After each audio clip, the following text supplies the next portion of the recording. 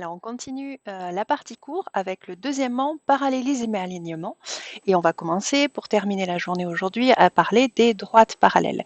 Donc, comme je vous l'ai dit dans l'introduction de ce cours, un des aspects très utiles de la collinéarité de vecteurs, c'est pour démontrer que des droites sont parallèles. Donc, on a la propriété, soit A, B, C des 4 points distincts. Les droites AB et CD sont parallèles si et seulement si les vecteurs AB et CD sont collinéaires. Alors j'ai dit AB et CD, ça peut être BA, DC, c'est comme vous voulez, mais en tout cas un vecteur dont la direction est la droite AB et le deuxième vecteur, sa direction doit être la droite CD. Alors on va tout de suite appliquer ça sur un exemple. Je vous ai donné ici les coordonnées de 4 points. Et je vous demande, est-ce que les droites AB et CD sont parallèles ou non? Donc, comment on va faire en pratique pour vérifier si oui ou non elles sont parallèles? Il faut calculer les coordonnées, par exemple, du vecteur AB, puis les coordonnées du vecteur CD, et vérifier, en calculant par exemple le déterminant, si les deux droites sont parallèles ou non. Vous mettez la vidéo en pause, vous cherchez à répondre à cette question, et puis ensuite vous la remettez en route pour la correction. Alors, on va corriger ça. Donc les coordonnées du vecteur AB, donc je fais les coordonnées de B moins les coordonnées de A, ce qui me donne 13, 4. Pour les coordonnées de CD, même chose, les coordonnées de D moins les coordonnées de C, ce qui nous donne comme coordonnées 18 sur 2 et 2. Donc j'ai calculé le déterminant des deux vecteurs. Ça me fait 13 fois 2 moins 13 demi fois 4, ce qui nous donne bien 0. Donc les deux vecteurs sont collinéaires et on peut en conclure que les droites AB et CD sont parallèles. Voilà comment ça fonctionne. On va tout de suite aller partie exercice et on va aller chercher l'exercice 17, page 242.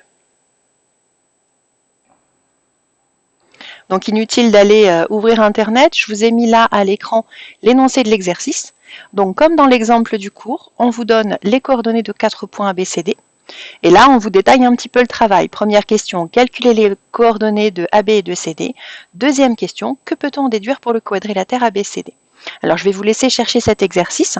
Vous voyez que dans la deuxième question, ici, moi, j'ai trouvé deux méthodes différentes pour vérifier si les vecteurs sont collinaires ou pas. Je vous laisse y réfléchir. Donc, même principe que pour l'exemple du cours, vous mettez la vidéo en pause et quand vous avez terminé, vous la remettez en route pour vérifier vos résultats.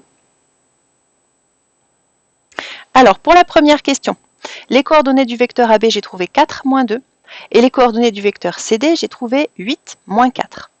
Alors, c'est pour ça que j'ai trouvé deux méthodes différentes pour vérifier, pour montrer ici, en l'occurrence, que les deux vecteurs sont collinaires.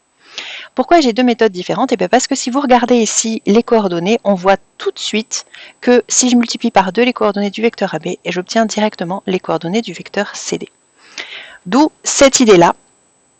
Comme au début on l'avait fait dans le cours, j'ai remarqué que 8 c'est 2 fois 4, que moins 4 c'est 2 fois moins 2, et donc que CD c'est 2 fois AB, les deux vecteurs sont collinaires de même sens, et là c'est pratique parce que je peux l'avoir directement, qu'ils sont de même sens.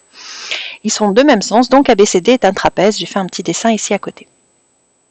La deuxième méthode, qui est plus la méthode du cours, j'ai calculé le déterminant, et j'ai trouvé que ce déterminant est égal à 0. Donc ça veut bien dire que les deux vecteurs sont collinéaires, et donc que les droites sont parallèles. Alors là, il y a un petit hic avec cette méthode-là, c'est que je peux dire que les droites sont parallèles, mais de là à dire que c'est un trapèze directement, c'est un peu plus compliqué, parce qu'en fait, je ne sais pas, juste avec le déterminant, si les deux vecteurs sont collinéaires de même sens ou de sens contraire.